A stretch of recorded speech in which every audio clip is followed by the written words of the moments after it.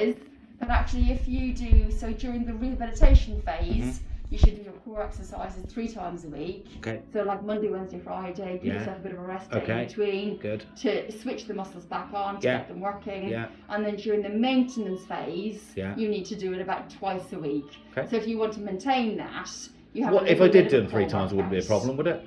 Yeah, during the maintenance? Exactly. Because I work out about 3 times a week, basically, by default, in a sense. So if I kept them throughout that would be fine. If I make them part of my 3 times a week workout, then. So actually what we'll do is I'll give you now some exercises.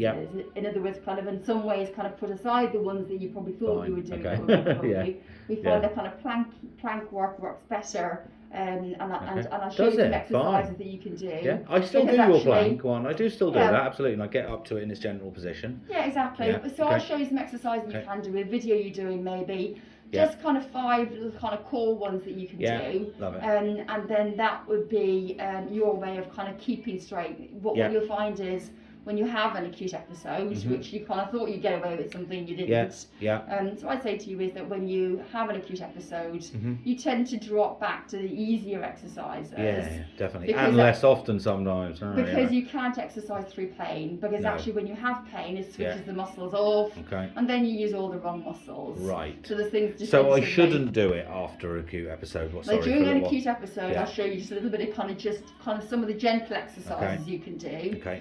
During the acute episode, because you're in too much pain to be doing the other things, and then you end up kind of putting yourself in more pain, and then switching off the muscles you don't want to switch off.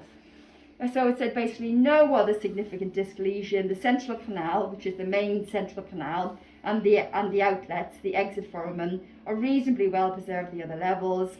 Normal appearance of the conus, which is the kind of which is the part of the spinal cord, and normal appearances of the cauda equina, which is actually the horse's tail, which is the nerve that goes through the central part of the canal. And it said normal paraspinal soft tissue structures. So in other words, that actually what you've got here, those muscles are looking good. You know what I mean? There is nothing sinister about them, because that can happen. And then the conclusion just tells us exactly what the other things are. It just reiterates everything that we've already looked at. And that these images are always available at Global Diagnostics. So I said it's good to put a copy, drop it into your GP and say, have an MRI done. And I've set myself up an account and with them, and I've got it too, which is nice. Exactly, and I think what's important, really good. I'm really pleased with them. What's important is it means that if you need to ring a GP because you're on the flat of your back and you need some pain relief, and they're saying, well, why would we give it to you? Other than you told us that you flatten your back. But the whole point about it is that it's because they know what you can say is I'm going through an acute I'm hoping phase. I can get away with not having to go for a full assessment with them each time when I need them. I can just tell them, look, I'm having one of my episodes. But at the moment, they let me off once and let me do it on the phone. But otherwise, I have to wait 3 weeks for a bloody appointment. And that's no use to me.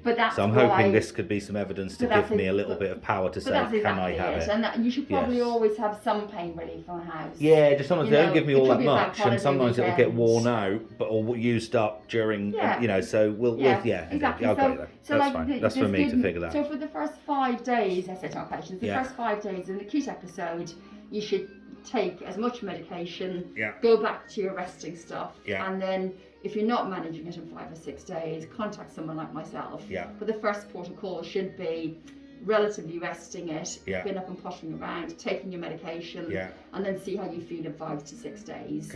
So actually, if you're starting to turn a corner 5 to 6 days, and you're getting better on your own with no intervention other than medication, you're doing a good job. So that's really good.